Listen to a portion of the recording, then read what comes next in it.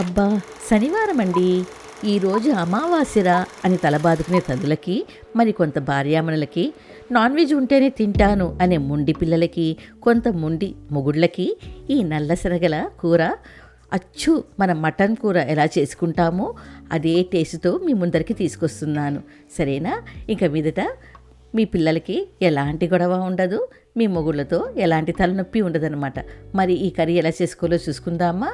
ముందుగా నేను ఒక 210 గ్రాముల నల్ల శనగలు 4:30 గంట సేపు బాగా వేడి నీళ్ళల్లో నానబెట్టుకొని ఇలాగా ప్రెషర్ కుక్కర్లోకి వేసుకున్నాను.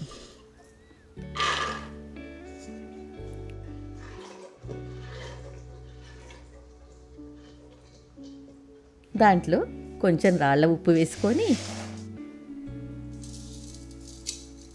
2 కప్పుల నీళ్లు పోసుకున్నాను.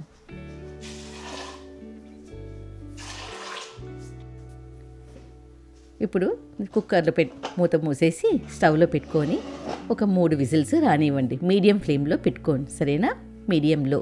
ఇప్పుడు కొబ్బరి ఒక 1/4 చిప్ప తీసుకొని మిక్సీ జార్లో వేసుకొని అందులో కొంచెం సోంపు, 1 టేబుల్ స్పూన్ సోంపు, 1 టేబుల్ స్పూన్ ధనియాలు, 2 రెమ్మల కరివేపాకు వేసి నీళ్లు పోయకుండా మిక్సీకి పట్టేసుకోండి.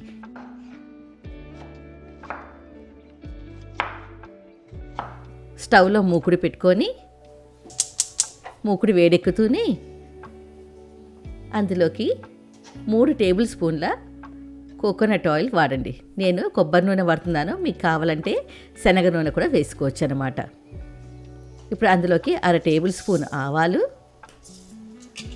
చిటపటలాడుతూనే అందులోకి 1/4 టేబుల్ స్పూన్ జీలకర్ర వేసుకొని మనం 3 మీడియం సైజ్ ఉల్లిపాయల్ని సన్నగా తరుక్కున్నవి ఇందులో వేసుకొని బాగా ఫ్రై చేసుకుందాం, సరేనా? ఇప్పుడు అందులోకి క్రష్ చేసుకున్న 1 టేబుల్ స్పూన్ అల్లం వెల్లుల్లి,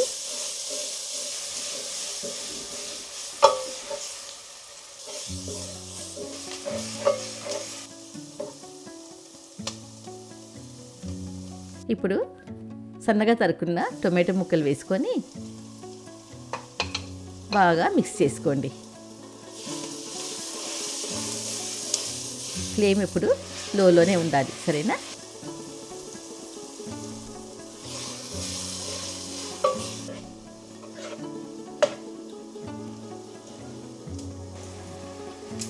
మూడు రెమ్మల కరివేపాకు తుంచి వేసుకోండి.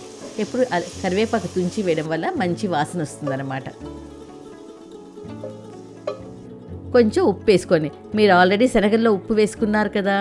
ఇందులోకి 1 టీ స్పూన్ పసుపు, 1/2 teaspoon Kashmiri chilli powder, 1 teaspoon జీలకర్ర పొడి, 1/2 teaspoon garam masala, 1 tablespoon meat masala, 1.5 tablespoon వేసుకోండి కర్రీ పౌడరు. బాగా వేసి మిక్స్ చేసుకొని ఇప్పుడు మనం ఉడికించిన శనగలు నీళ్ళు ఉంటాయి కదా, ఆ నీళ్ళు ఇందులో కలుపుకోండి. ఉప్పు ఎప్పుడు చాలా తక్కువ వేసుకోండి, శనగల్లో కూడా ఉప్పు ఉంది కాబట్టి, సరేనా? ఇలాగా మొత్తం మిశ్రమాన్ని బాగా కలుపుకోండి.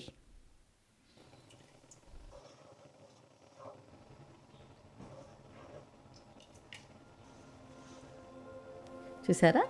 ఇప్పుడు ఉడికించిన శనగలు కూడా ఇందులో వేసేసుకొని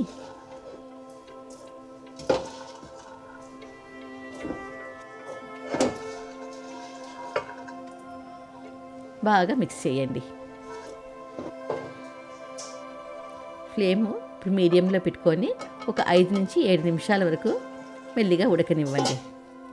చూసారా? ఇప్పుడు అందులోకి చిక్కటి కొబ్బరి పాలు 250 ml నేను ఇక్కడ వేసుకున్నాను. బాగా వేసి మిక్స్ చేయండి.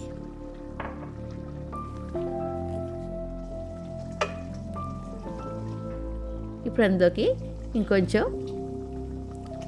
నీళ్ళు, ఆ కొబ్బరి పాలు ఉన్న కప్పులోకి కొంచెం నీళ్ళు పోసి కలుపుకున్నాను అన్నమాట.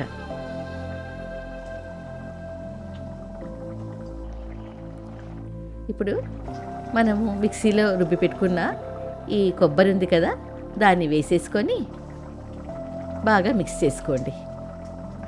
ఈ శనగల పులుసుకి ఈ కొబ్బరేనండి హైలైట్, సరేనా? ఇది వేశారంటే చాలా బాగుంటుంది. అచ్చు మన మటన్ గ్రేవీ లాగే ఉంటుంది.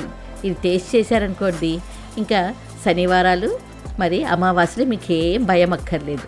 ఈ పులుసు చేసి పెట్టేశారంటే వాళ్ళు నాన్ వెజ్ మిస్ అవ్వరనమాట, సరేనా? చూసారా, ఇలాగా చిక్కపడుతూనే ఆ రంగు కానీ అంతా మన మటన్ గ్రేవీ లాగే ఉంది కదా, మరి టేస్ట్ ఇంకా అద్భుతంగా ఉంటుంది, సరేనా? ఇప్పుడు స్టవ్ ఆఫ్ పే ముందర 1 టేబుల్ స్పూన్ కొబ్బరి నూనె వేసుకొని బాగా మిక్స్ చేసి, ఈ కొబ్బరి నూనె వేయడం వల్ల మంచి టేస్ట్ ఉంటుందన్నమాట, ఆరోగ్యానికి మంచిది. ఇంట్లో వాళ్ళు చాలా ఇష్టపడి తింటారు. చూసారా, ఇలా మిక్స్ చేసేసుకొని స్టవ్ ఆపేసుకున్నారంటే మీ శనగల కూర రెడీ. ఈ శనగలు ఎప్పుడు మీకు తొందరగా నానాలంటే వేడి నీళ్ళల్లో పోసుకొని నానబెట్టుకున్నారంటే చక్కగా 4 గంటల్లో నానిపోతుందన్నమాట. లేకపోతే దగ్గర 8 నుంచి 10 గంటల వరకు నానవలసి ఉంటుంది. ఈ శనగల కూర చేసుకొని ఎలా వచ్చిందో ఈ కమెంట్స్ బాక్స్లో పెట్టండి. మళ్ళీ నెక్స్ట్ వీడియోతో ఈ కిచెన్ కోడ్ మీ ముందర ఉంటుంది. మళ్ళీ ఒక మంచి రెసిపీతో మీ ముందరుంటాను. మీ మీనాక్షి.